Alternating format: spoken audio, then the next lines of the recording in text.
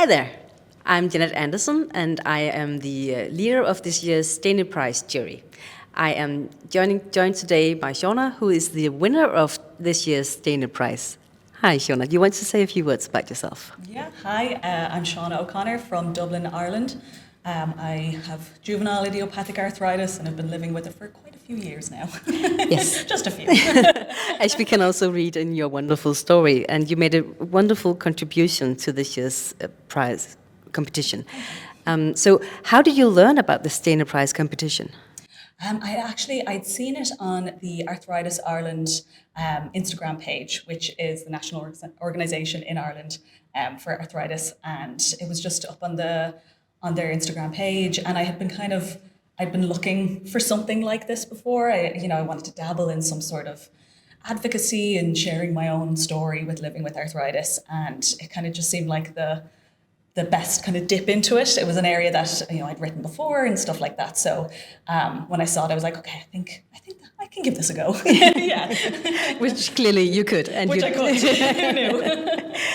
And this is also a wonderful to read about your journey. It was a special journey, and it's a very interesting topic. I think that communication between physician and patient and how that can actually change your journey. Can you give us a few words about your experience?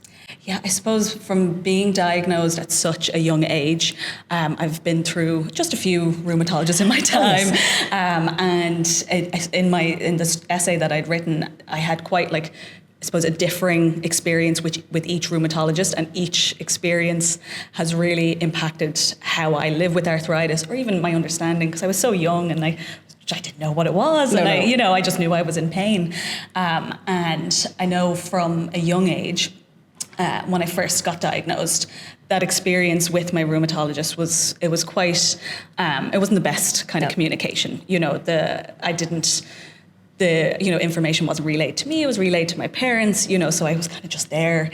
Saying yes, that hurts. Yes, no, it doesn't. Yeah. And so it was hard for me to really see myself, with this experience and be able to voice my experience until I got a different doctor in my adolescence, and that just changed everything for me, and I think it's impacted how I, as an adult with arthritis now, lives with it, how I look after myself, and how I also advocate for myself in the doctor's office from now on, so it's been a varied experience. Yeah.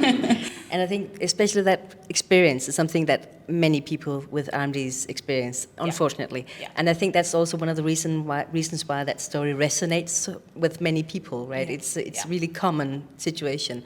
And it's wonderful to know that if you have the right communication, if you have the right doctor, you can actually solve it. Absolutely. And have a solution. Absolutely. So you won the prize. Yes. How did you react when you learned that you won the prize? In the lead up to it, because I had submitted the essay in and it was chosen as the Irish entry, and then in the lead up, I had my family and friends, and they were like, no, you're going to win, it's going to be good. And I was trying to be real cool about it. I was like, no, I won't, but maybe I will, but yeah, maybe I won't.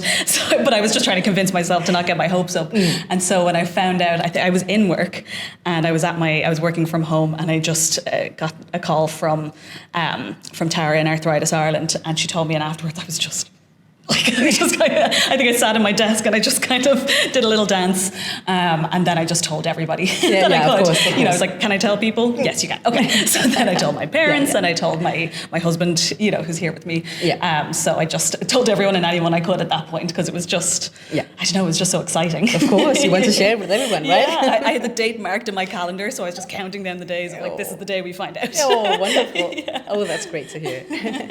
So you heard from the Arthritis Ireland, so your national organization. Yeah. So how did they react? Did they do anything special, or?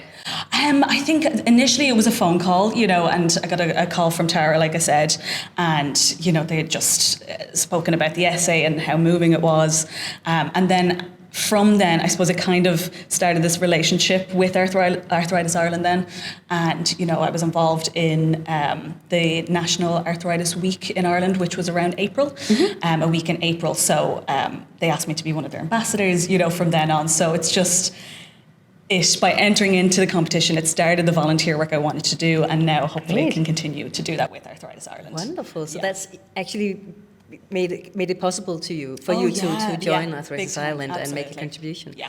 Oh, that's even better. Even right. better.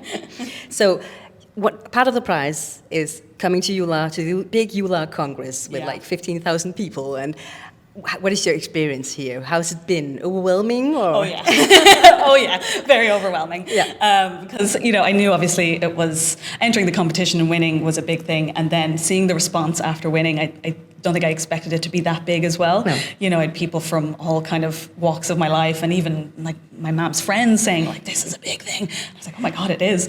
And then coming to the to EULAR and being like, "Yeah, just go up and get the prize," and then. I think until we were here, I was like, "Oh, this is big. This is a big thing." Yeah, you don't realize until you're actually here.